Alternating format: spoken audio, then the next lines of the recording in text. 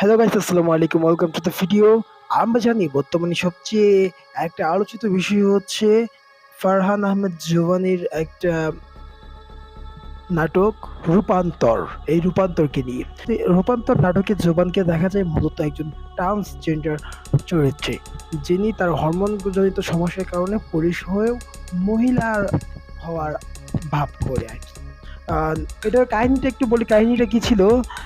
আমি নিজেই এটা দেখি নাই, রূপান্তর নাটকটা আমি নিজে দেখতে পারি নাই। এর কারণ হচ্ছে নাটকটির স্পন্সর ওয়ালটন দ্বিমত পোষণ করে এবং নাটকটিকে ফেসবুক ইউটিউব সব জায়গা থেকে সরিয়ে নেওয়া হয়, সো আমি নাটকটি দেখতে পারি নাই। আমি শুনলাম বিভিন্ন সোর্স থেকে যে জোবান হচ্ছে একজন চিত্রশিল্পী, আঁকা কি করে তার হরমোনজনিত সমস্যা থাকে, যে কারণে সে ছেলে হয়েও মেয়ে নিভাব করে নায়িকা তার আর্টগুলো দেখে তাকে পছন্দ করে বিয়ের প্রস্তাব দেয়, কিন্তু সে ফিরায় দেয় কারণ সে এক প্রকার ট্রান্সজেন্ডারের মতো। এই ধরনের একটা কনসেপ্ট। এখন কথা হচ্ছে, ডিরেক্টরের মাথা কি আদৌ ঠিক আছে? ডিরেক্টর কি আজবটা সুস্থ নাকি অসুস্থ ডিরেক্টর?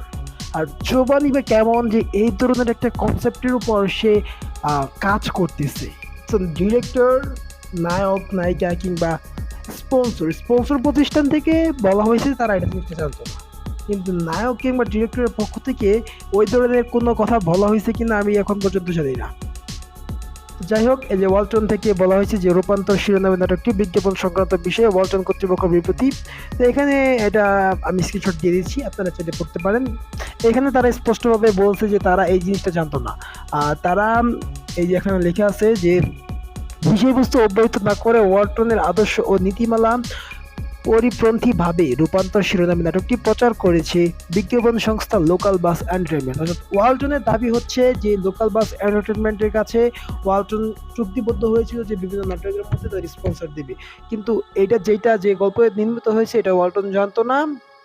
তো তারা এরকম একটা প্রেস বিজ্ঞপ্তি দিছে এবং বলা হয়েছে যে এর জন্য তারা চুক্তি বাতিল করছে, যেহেতু এটা অবশ্যই একদম সময়ের সেরা সিদ্ধান্ত যেটা বলে। আর এই যে তারা লিগ্যাল নোটিশ পাঠাইছে, সেটার কপিটাও তারা দিয়ে দিছে যে পাঠানো হয়েছে। সো দ্যাটস গুড ওয়ালটনের ক্ষেত্রে, যেহেতু ওয়ালটন একটা খুব ভালো একটা কাজ করছে যে ওরা এটা প্রমোট করছে, ওদের সাথে চুক্তি বাদ। বাট অবশ্যই ওয়ালটনের কি বলে অবশ্যই ওয়ালটনের পরবর্তী থেকে লক্ষ্য রাখা উচিত যেন কোনোভাবে এই ধরনের কাজ আর না হয়। অর্থাৎ মানে গল্পের কনসেপ্ট না জেনে এইভাবে স্পন্সর করলে ওয়ালটন বিপদে পড়ে যাবে। ওয়ালটনকে ধন্যবাদ জানাই তাদের জায়গা থেকে, তাদের জিনিসটাকে বোঝার জন্য বা তাদের জায়গা থেকে অ্যাকশন নেওয়ার জন্য। এই জিনিসটা সম্পর্কে আমি জানি হচ্ছে আগামীকাল, আজকে হচ্ছে 17 তারিখ, 16 তারিখে বিকালে জানি। আজ 17 তারিখ বিকালে আমি ভিডিও বানাচ্ছি এবং এটা হয়তো বা আজকে কিংবা কালকে অর্থাৎ 18 তারিখ বা 17 তারিখে এটা যাবে, কারণ শিডিউল করা আছে, তো হিসেবে এই ভিডিওটা আমার আপলোড হবে।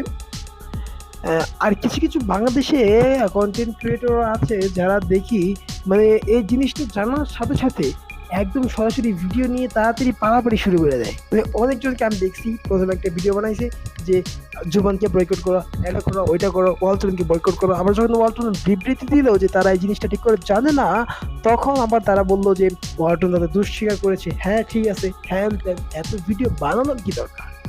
একটা জিনিস সম্পর্কে ভালো করে একটু গবেষণা বা সেই জিনিসটা সম্পর্কে ভালো করে জেনে বুঝতে তারপর ভিডিও বানানো তো যথেষ্ট।